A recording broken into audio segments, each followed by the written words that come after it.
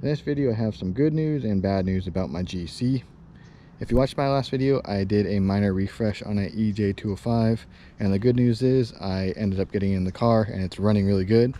It was a pain to get it out of my basement, so I'll put some clips of me pulling out of the basement now.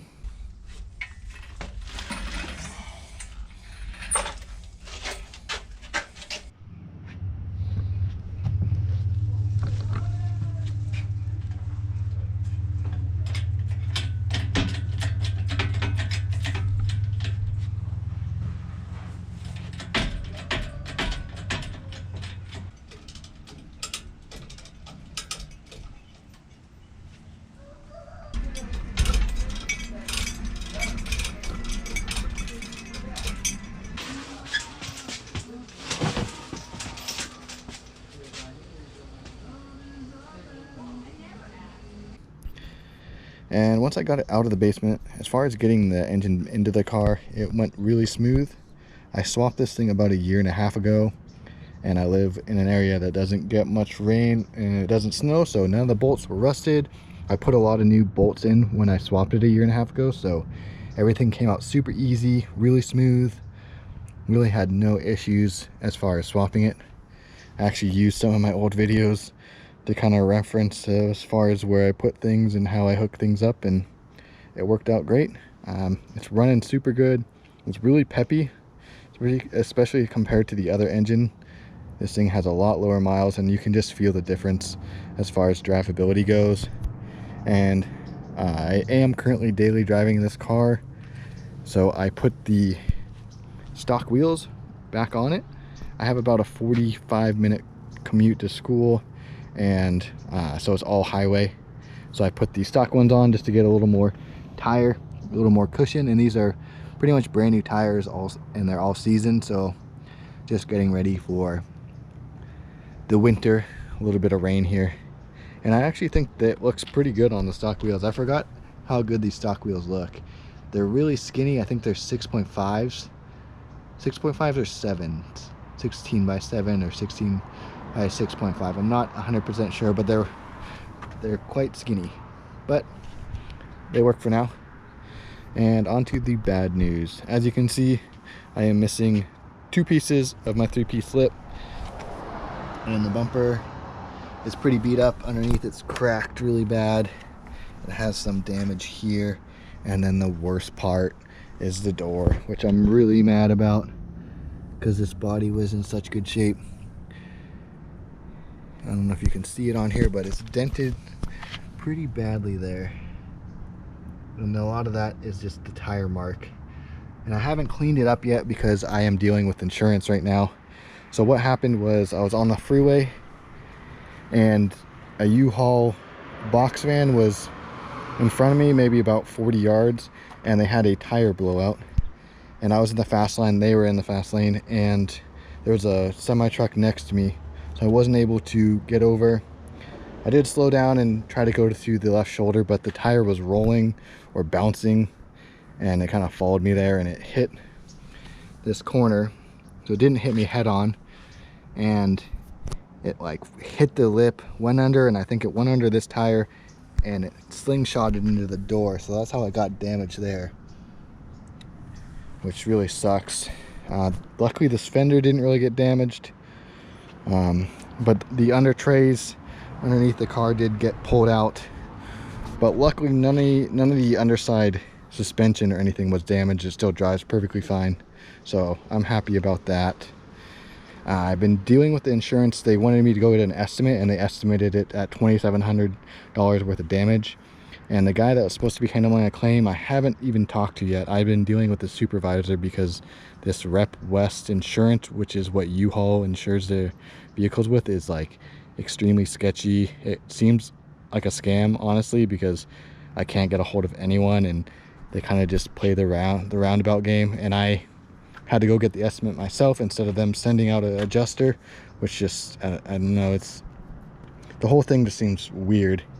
And the supervisor said the estimate value of my car is about $1,500. So I was just kind of laughed at that, because I'd value this car probably around 10 grand considering the condition of no rust. It is swapped, and it's a California car that's barred, so it is legal for the swap, which helps kind of hold the value of this car. So I'm guessing they are probably just gonna say, hey, we'll give you $1,500 for your car, you salvage it, and be done with it. But I'm not doing, I mean, that's crazy. I would never do that. I mean, for the amount of damage, it needs a new front bumper and it needs some door work. So I mean, I would never do that just to get, you know, a little bit of money. This car is too nice to do that for the minor damage that it has. So I'm gonna wait and see what they say. If they do that, I'll probably contact my insurance and see if maybe they can, you know, help deal with them and hopefully just get my car fixed, because that's all I care about. If that doesn't happen, I am gonna fix it myself. I'm just gonna get a brand new front bumper. And then with this dent, I haven't cleaned it up yet because I want the insurance place to see it, but what I'm thinking about doing is just taking out this door and then going from the inside of the door and popping it out that way. It seems like it's in a spot that I should be able to get to, if you can see on the inside, because these doors are pretty hollow. So I'm hoping that will do that, and I'll be able to pop it out, and then just the paint work is what's gonna suck. But I did plan on getting this car painted. I've been saying that for a while, but I have one more year left of school, so I'm trying to kind of keep my expenses down so I don't have to go too far into debt with school. So I'm just trying to get this thing to be my daily driver for now, and then in a year from now I can just go all out with it and get a full respray. I am going to change the color, so I want to get the base sprayed, and I also just want to get a legitimate paint job instead of just going to Mako and doing it that route, because just down the line it's just going to be more work instead of just waiting to get a professional quality paint job. And for now, this car's paint really isn't that bad. I mean, as you can see, it still has a really good shine to it. This front bumper is the worst part, and this fender is fading on the top here. But the door that got hit is very clean, and it does having some fading on this top pillar here. And then I had a little bit of rust here that I fixed, and other than that, I mean, this car is in pretty pristine condition, I would say, for being 20 years old. So yeah, I'll keep the people that watch this video updated on kind of what happens as far as getting my car fixed after the insurance, if they ever do contact me, or if I'm just gonna fix it myself. If that is the case, I'm gonna make a video on just getting that dent popped out and then just buying an OEM front bumper and going from there. I know there's some aftermarket bumpers you can get. I really like the stock body 22B front bumpers.